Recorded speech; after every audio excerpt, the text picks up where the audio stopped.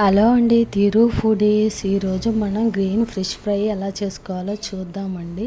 నేను పుదీనా కొత్తిమీర తీసుకొని 6-7 పచ్చిమిర్చి, 1 స్పూన్ సాల్ట్, కారం 1 స్పూన్, ధనియాల పొడి 1 స్పూన్, ఓ ముద్ద వెల్లుల్లి పేస్ట్, ఒక చెక్క నిమ్మకాయ పిండుకున్నానండి. ఈ పేస్ట్ మనం ముక్కలకు పట్టించుకుందామండి.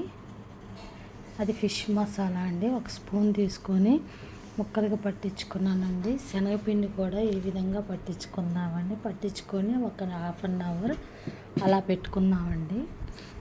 ఇంకా కళాయి తీసుకొని ముక్కలు మునిగే వరకు ఆయిల్ వేసుకున్నానండి. ఈ విధంగా ముక్కలు వేసుకోండి.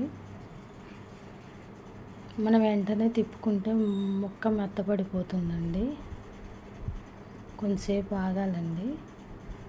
ఒక 3 నిమిషాల నుంచి 2-3 నిమిషాలు అలా ఉంచండి. ఈ విధంగా అయిన తర్వాత తిప్పుకోవాలండి. నేనైతే 1 కేజీ ఫిష్ తీసుకొని శుభ్రం చేసుకున్నానండి. కరివేపాకు వేసుకొని ఈ విధంగా వేయించుకొని పక్కకు తీసుకుందామండి.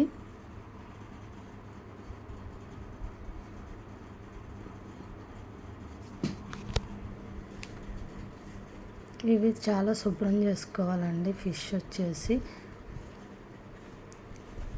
మీరు కూడా ట్రై చేసి కామెంట్, లైక్ అండ్ షేర్ చేయండి.